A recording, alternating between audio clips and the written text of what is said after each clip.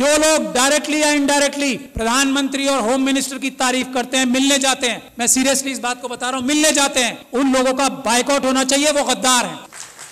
क्या बात करेंगे आप आरएसएस के लोगों से जो इस बात को तय कर चुके हैं कि हमें संविधान खत्म करके मनुस्मृति लागू करनी है? उनसे क्या बात करके और क्या समझाएंगे उन्हें? उन्हें सिर्फ ये जाके कह सकते हैं कि हम आपके पैरों में गिर चुके हैं, हम आपकी हर बात मानेंगे, सिर्फ हमें हमारी कम्युनिटी को धोखा देने का रास्ता बता दो। कैसे हम उनसे मीठी मीठी बातें करके, कैसे जज्बाती तकरीरें देके उनको बेवकूफ बनाएं और आपकी मदद करें, ये काम कर रहे हैं जो लोग उनसे मिलने जाते हैं। ये समझ लीजिए आप, उन्होंने सारी इंस्टीट्यूशंस जो हैं हाईजैक कर ली हैं। उन्होंने हम लोगों के, खास तौर पे एससी एसटी, माइनॉरिटीज और ओबीसी के जितनी टॉप लीडरशिप है सब हाईजैक कर ली। इस बात को जब तक हम तस्लीम नहीं करेंगे हम एक कदम आगे नहीं बढ़ा पाएंगे। अपने अंदर से गद्दारों को आइडेंटिफाई नहीं करेंगे हम एक कदम आगे नहीं बढ़ा पाएंगे।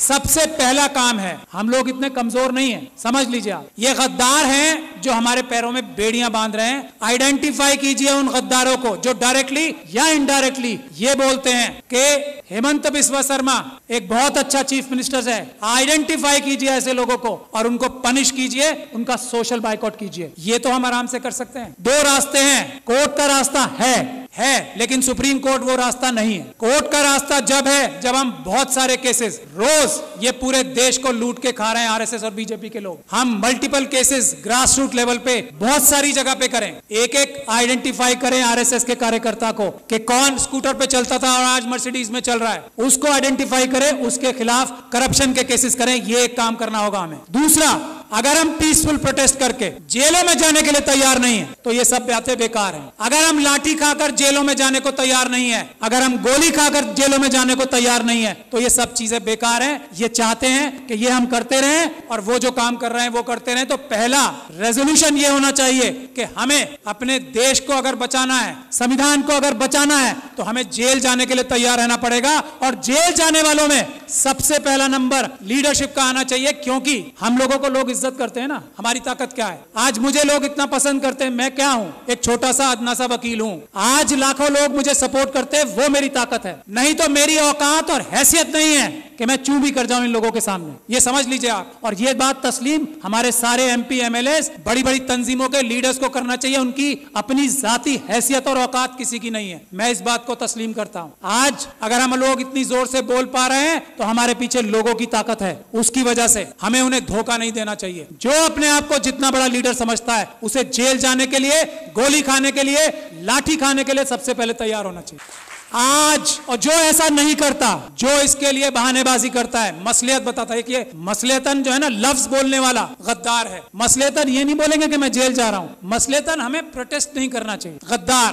बेईमान, ये हमें बोलना पड़ेगा खुल के। एक बात। दूसरी बात, ये हमारा सबसे पहला इशू आर्टिकल 1 होना चाहिए कॉन्स्टिट्यूशन का। आर्टिकल 1 क्या है? भारत की जो सीमाएं है ना उसको अक्षुण्ण रखना। चाइना 2000 किलोमीटर हमारी जगह खा गया है। हम किसी और मुद्दे पे बात नहीं करेंगे, दो मुद्दे हमारे शुरुआत के होने चाहिए। और हमें होम मिनिस्टर का, हमें प्राइम मिनिस्टर का घेराव इस बात पे करना चाहिए कि चाइना से हमारे देश की सेना अपनी जमीन वापस लेने के लिए बेकरार है। तुम डरपोक हो जो उन्हें रोक रहे हो, इसके लिए हमें प्राइम मिनिस्टर का घेराव करना चाहिए। ये आर्टिकल 1 है, इसके लिए करें। और आगे जाके गोली खाएं। इसके बाद क्या? 2000 किलोमीटर हमारी, जिसको अलग अलग जबानों से हम कहते हैं, कोई भारत माता कहता है, हम भारत देश कहते हैं, उसमें से 2000 किलोमीटर कोई ले गया और हम यहां बैठ के डिस्कशन करेंगे? नहीं। या तो प्रधानमंत्री इस्तीफा देंगे या वो 2000 किलोमीटर वापस लेंगे, नहीं तो हम मार्च करके हम खुद जाके वापस लेंगे। ये हमारा पहला एजेंडा होना चाहिए। दूसरा एजेंडा इस वक्त जो है वो है मणिपुर। अगर मणिपुर के लिए हम लोग प्रधानमंत्री का घेराव नहीं करते, प्रधानमंत्री और होम मिनिस्टर डायरेक्टली इन्वॉल्व है मणिपुर में जो हो रहा है, यहाँ मणिपुर के लोग बैठे हैं, अरामबाई तेंगुल, मेतेई लिपुम, ये दो संगठन है आरएसएस के जिन्होंने ये सारा कारनामा अंजाम दिया है, अमित शाह साहब के साथ मिलकर जिन्होंने ये सारा कारनामा अंजाम दिया है, चीफ मिनिस्टर बीरेन सिंह के साथ मिलकर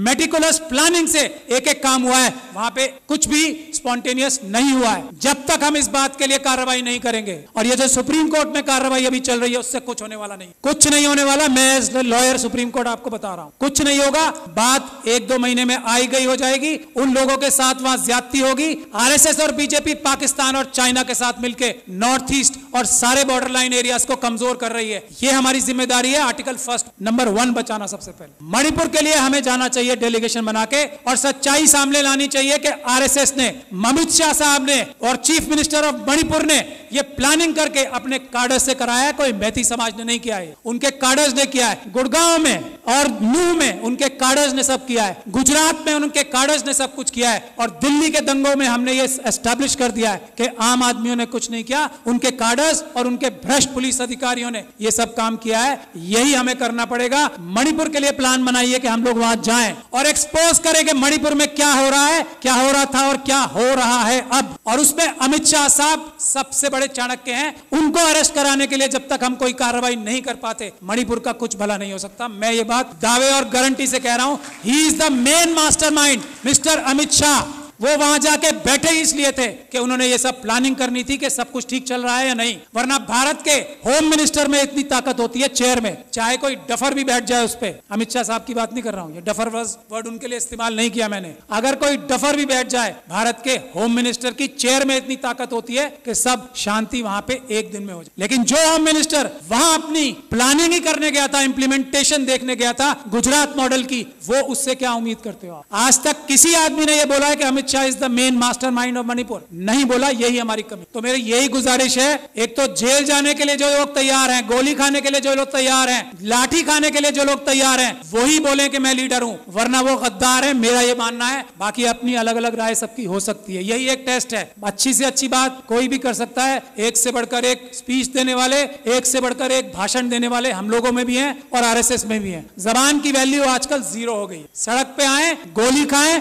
तब बताएं कि मैं लीडर हूं, वरना मैं गद्दार हूं। ये बात तय है। मैं गोली खाने के लिए तैयार हूं आज इसी वक्त से। और जब आप लोग दावत देंगे कि गोली खाने के लिए सबसे आगे मैं रहूंगा, मैं ये गारंटी दे रहा हूं अपनी तरफ से। और मैं ये उम्मीद करता हूं कि इस हॉल में बैठा हर एक इंसान जो अपने आप को लीडर कहना चाहता है, वो गोली खाने के लिए, इस वक्त देश बचाना है तो गोली खाने के लिए तैयार रहना पड़ेगा। अमित शाह साहब को मणिपुर के लिए अरेस्ट कराना जरूरी है। इसके लिए हमें कार्रवाई करनी पड़ेगी। मेरी जहां भी सर्विसेज आपको दरकार होंगी, मैं वॉलंटियर करता हूं अपने आप को। बहुत बहुत शुक्रिया। जय भीम, जय Bharat. Thank you very much. Shahid Ali.